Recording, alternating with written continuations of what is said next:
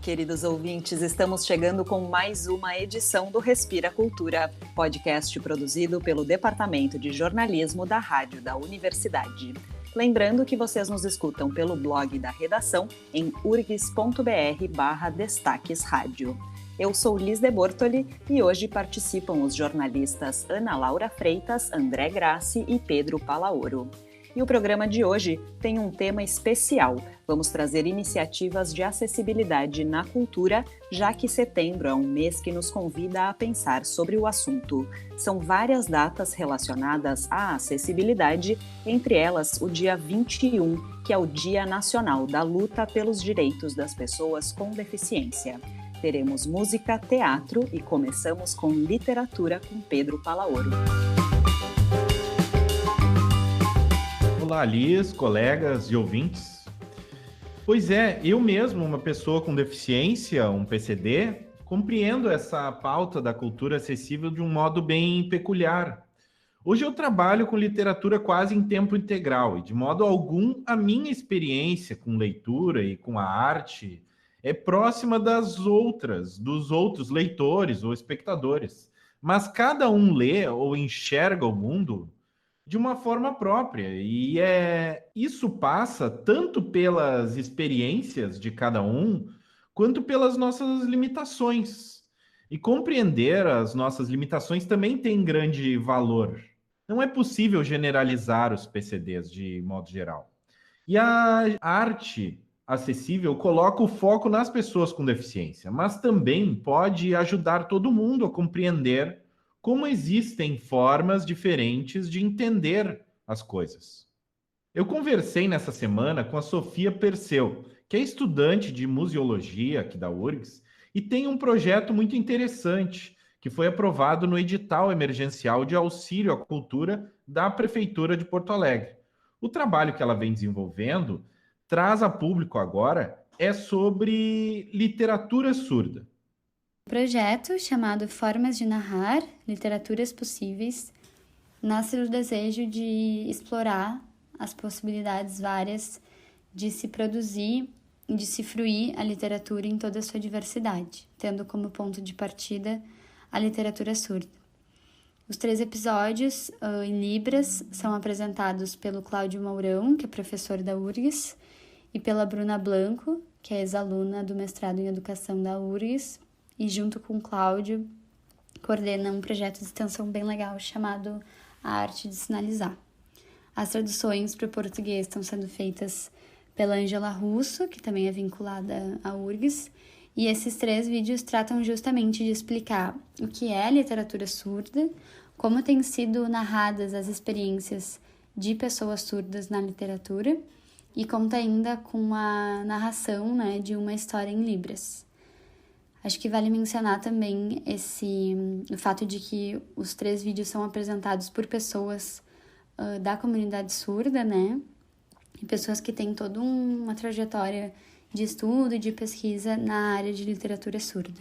A Sofia também me contou como surgiu a ideia de abordar o tema da literatura surda, tendo em vista a sua experiência nas pesquisas sobre literatura. Desde 2016, eu tenho um projeto literário chamado Orelha Livros, que tem como plataforma principal o Instagram, e nesse perfil eu produzo conteúdo relacionado à literatura como um todo, faço resenhas de livros, enfim, e desde que eu criei o Orelha, eu sempre tive uma preocupação muito latente em trazer referências da literatura para além do cânone, pensando em recortes de raça, de gênero, enfim. E no ano passado, eu tive a oportunidade de cursar 2 disciplinas eletivas. Eu sou estudante de museologia, na URGS, e cursei essas 2 disciplinas que são ofertadas a todos os cursos como eletivas, que são as disciplinas de Libras 1 e 2. Tive essa oportunidade de me aproximar um pouco desse universo, da comunidade surda, que é algo que eu desconhecia completamente. E desde então, fiquei muito interessada em aprofundar, esse meu interesse e em como trazer isso também para o Orelha, Como falar de acessibilidade, de literatura surda através do Orelha. E aí, esse ano, então, resolvi idealizar esse projeto como um primeiro passo, assim, né? Tem muito trabalho ainda a ser feito para a gente visibilizar essas outras narrativas possíveis, mas posso dizer que a ideia vem muito dessa minha vivência como estudante. A Sofia traz uma questão interessante sobre a pesquisa na área de cultura acessível. Como quem não é PCD pode falar sobre o tema? Eu não sou uma pessoa inserida na comunidade surda, eu não tenho mesmo conhecimento assim sobre esses desafios e sobre essas vivências. Acho que eu posso falar mais do desafio que é abordar a literatura surda para pessoas não surdas, né? Que é o que eu estou fazendo nesse momento. E de como conseguir fazer essa ponte e trazer essas referências de literatura surda para pessoas não surdas que são leitoras e leitores e têm interesse em expandir essas referências literárias, assim. Porque eu acredito que quando a gente vai tratar desses assuntos, né, dos quais a gente não tem, assim, conhecimento ou a vivência necessárias, a gente tem que ter muito cuidado para acabar não reproduzindo alguns discursos ultrapassados ou mesmo preconceituosos, né? É algo que requer bastante atenção, cuidado e muita responsabilidade. Então, diria que esse está sendo meu maior desafio no momento. O projeto da Sofia Perseu ficará disponível ao público através do Instagram literário que ela edita. E ela fala como será possível conferir o trabalho que ela está desenvolvendo. O projeto agora está em fase de produção final. A princípio sai ali no início de outubro e, paralelamente a isso, eu tenho feito um mapeamento de algumas escolas aqui da capital para que quando os vídeos estiverem finalizados, legendados, enfim, eu possa reunir esse material todo e enviar para essas escolas da cidade para que esse conteúdo possa ser usado como material de apoio pelos professores, né? Acho que é um material bem legal, assim, de ser usado em sala de aula. E como os vídeos vão ser veiculados através do perfil do Orelha, né? Que é esse meu perfil literário. Essa foi a forma que eu encontrei também dele acabar não ficando muito restrito a quem utiliza o Instagram ou mesmo apenas as pessoas que acompanham o Orelha, né?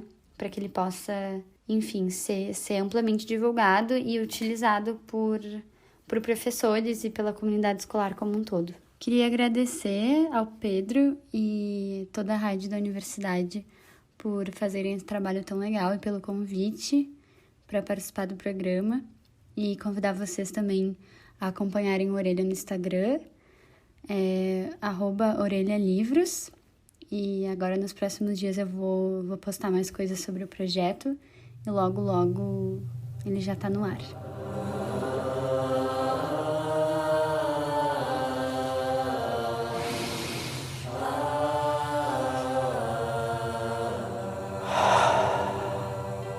Respira Cultura.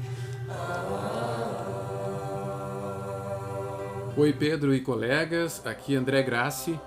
O teatro é uma manifestação cultural audiovisual, assim como o cinema, e, portanto, na sua origem não oferece a acessibilidade total a quem não escuta ou não enxerga. Nos últimos anos, felizmente, cada vez mais leis obrigam ou incentivam a inclusão de recursos como a audiodescrição para cegos e a tradução para a língua brasileira de sinais, ou Libras, para surdos. Eu conversei com a tradutora e intérprete de Libras, Ângela Russo, aliás, nossa colega servidora da URGS, que tem larga experiência em eventos acadêmicos e corporativos. Ela tem atuado também em filmes e peças teatrais e me contou que foi se aproximando desse tipo de trabalho justamente por causa dessa demanda provocada pelo avanço na legislação. Os editais e financiamentos públicos para manifestações culturais pedem a produção de versões acessíveis ou traduções, e aí se chama o profissional da área. Uma coisa interessante do trabalho com teatro é que o tradutor pode se tornar quase que um coautor da peça, uma pessoa integrada ao grupo que pode trabalhar junto com os atores, a direção e a produção para criar as soluções de acessibilidade, neste caso para os deficientes auditivos. A Ângela deu o exemplo do espetáculo Arena Selvagem, produção local do Grupo Cerco com direção da Inês Marocco. O Arena Selvagem, ele acontece no teatro de arena. Então, eu fiquei num dos degraus daquelas arquibancadas lá do lado do palco. Eles fizeram um tabladinho para o meu degrau ser um pouco mais largo para eu não cair. Mas tem uma cena que ele tem uma fala totalmente no blackout. E aí, como é que a gente faz isso para funcionar? Então, ele fez 2 vezes. A diretora e os atores entraram num acordo e fizeram 2 vezes essa mesma fala. Uma com a luz e a outra no blackout. Então, nessa com a luz, eu fiz a fala e fiz uma notinha de tradução. Olha, agora vai escurecer tudo e ele vai replicar essa frase. Ele faz o sinal para apagar a luz, assim, para o pessoal da luz saber que é o momento de apagar a luz. Então, não é só o ator, não é só o intérprete, é uma rede assim, de pessoas para poder fazer essas adaptações.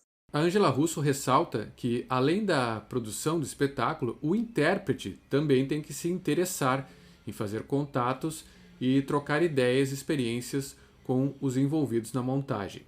Além disso, a interação é mais difícil com espetáculos que vêm de fora. Nesses casos, às vezes, o intérprete consegue, no máximo, acesso ao texto com algumas semanas de antecedência, e o trabalho pode ficar bastante prejudicado. Isso sem falar nas mudanças que são feitas no roteiro antes ou ao longo da temporada e também os improvisos. No caso dos audiovisuais, como filmes, documentários e séries, é ainda mais rara a oportunidade de se envolver na etapa de produção, porque isso ainda é contabilizado como um custo excessivo. Então a fase de tradução e interpretação é feita já a partir de uma cópia da versão final. A Ângela citou uma exceção em que trabalhou, o documentário Todos, que até por ter como temática a questão da acessibilidade, foi elaborado desde o roteiro, levando em conta a existência de audiodescrições e de janelas para a interpretação em Libras. A minha bengala ela só me leva para frente, ela nunca me leva para trás. Então, a minha vida sempre vai adiante. Eu nunca volto. Felipe caminha na rua. A imagem torna-se enevoada. Sobre o fundo cinzento desenha-se o título Todos. Direção Luiz Alberto Cassol, Marilene Castro da Costa.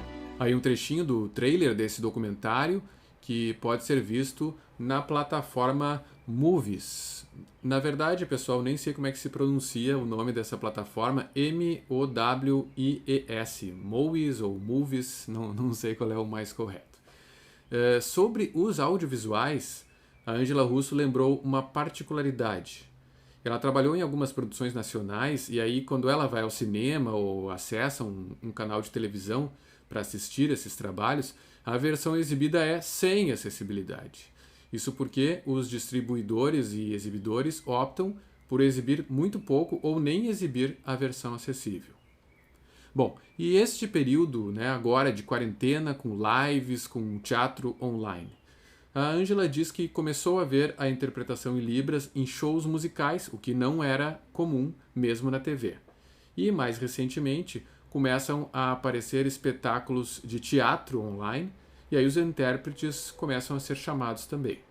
Como só agora os editais de emergência cultural estão avançando, ainda estão iniciando os contatos para participação nessas produções. Elas devem aumentar nas próximas semanas e meses, mas já estão proporcionando aprendizados. Inclusive, teve um que me solicitou assim, um orçamento para eles colocarem no edital, e eu falei, olha, vocês vão ter que ter muito cuidado em relação à captação dessas imagens, porque eram tipo 10, 11 atores em cena, para que você possa garantir que o intérprete interprete tudo. Você vai precisar, para esse espetáculo, sempre 2 intérpretes na janela, porque não vai dar conta um assumir todos os personagens. Então, eu já fui dando algumas dicas para depois, caso eles sejam selecionados, de ter esse cuidado na captação das imagens, enfim, né? A Ângela Russo ressalta que esses aprendizados, especificamente na área da tradução e interpretação para a arte e as manifestações culturais, ele ainda é feito muito intuitivamente. Segundo ela, faltam pesquisas, estudos principalmente de recepção junto aos surdos, para que se tenha dados sobre a eficácia e a adequação das interpretações.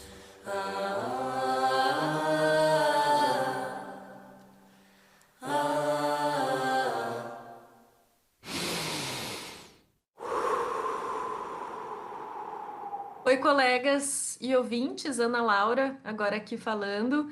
Eu, essa semana, conversei com a cantora Karine Rodrigues sobre as experiências dela como pessoa cega no campo da música. A Karine é formada em letras, mas se relaciona com o canto desde criança, participando de coros, e hoje é aluna do Bacharelado em Música Popular aqui da URGS. Ela também integra o grupo Vocal 5, que em 2016, inclusive, foi o vencedor do quadro A Capela, do Domingão do Faustão. Quando eu mergulhei no azul do mar,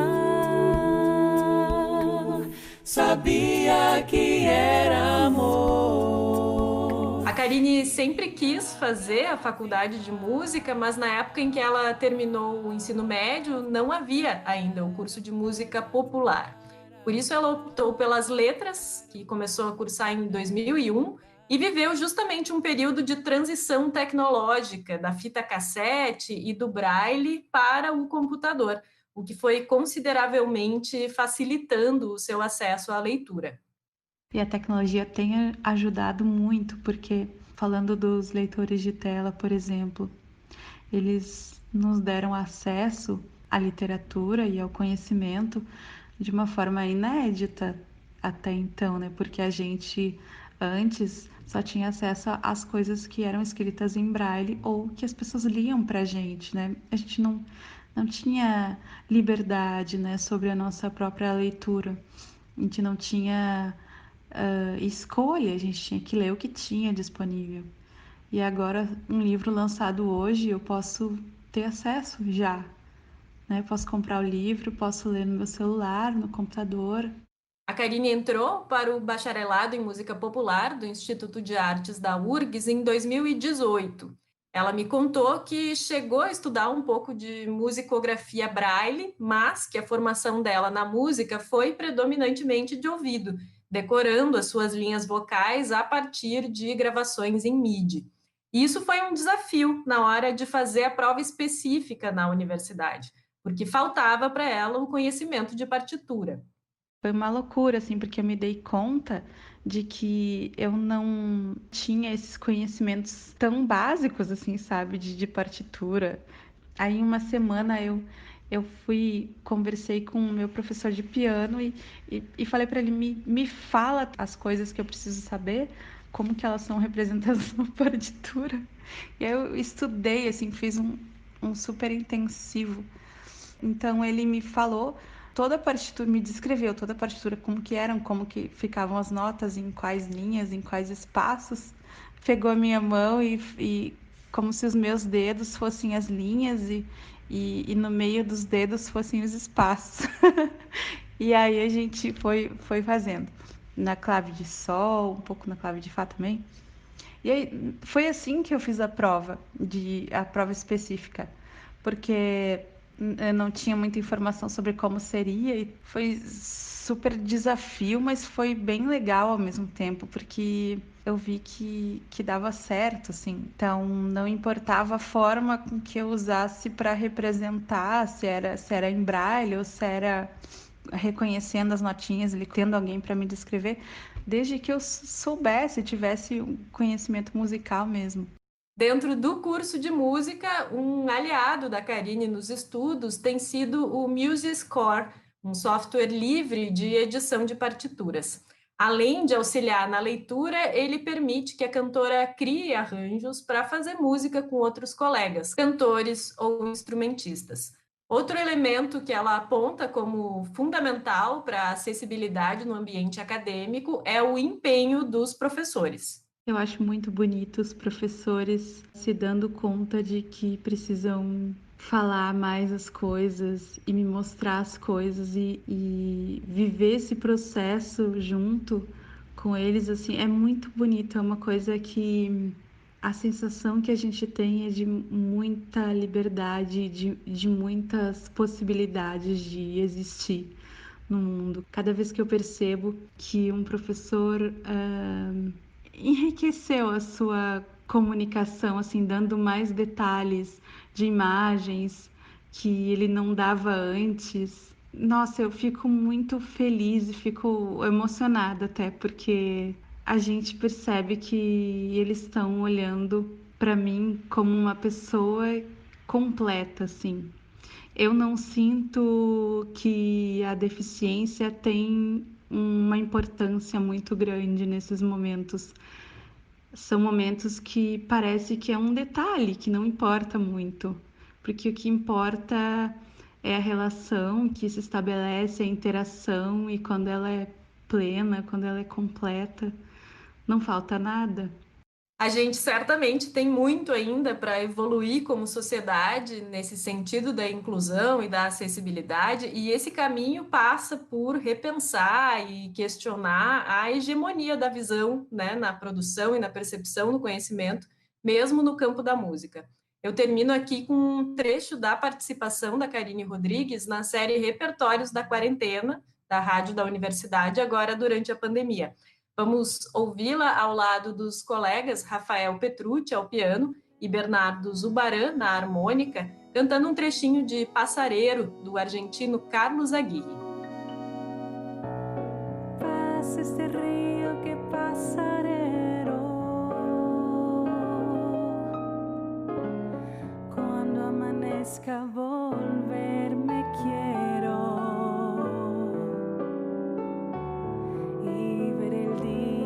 Volverero en que la luna robe del río el espejado sendero inquieto y camalotes de limpio vuelo vistan ciudades de verde nuevo. E para o nosso momento de leitura de hoje, eu trouxe um trecho do livro Histórias de Baixa Visão, organizado pela jornalista e mestre em letras Mariana Bayerli. A Mariana tem baixa visão desde que nasceu e fez um trabalho muito interessante ao reunir histórias de 22 pessoas que também têm baixa visão nesse livro da editora Mouraçá. De autoria da própria Mariana Bayerli, eu trouxe então o poema Além do Olhar. Às vezes o olho me atrapalha, a visão embaraçada muitas vezes me trai. Minha retina desvairada leva a tropeços constantes em ruas e calçadas esburacadas. Mas a rotina de tombos e tropicões me ensina a levantar, a relevantar e a encarar a vida de diferentes formas. O que o olhar não encontra, a sensibilidade alcança. O que a visão não reconhece, as mãos exploram. O que o olho tem dúvida, os dedos têm certeza. O que a retina não processa, o corpo percebe. O que a visão não confirma, a intuição confere. O que a visão não vê, o coração prevê. Mundo, mundo, que tal nos reconhecermos pela essência e não pela aparência?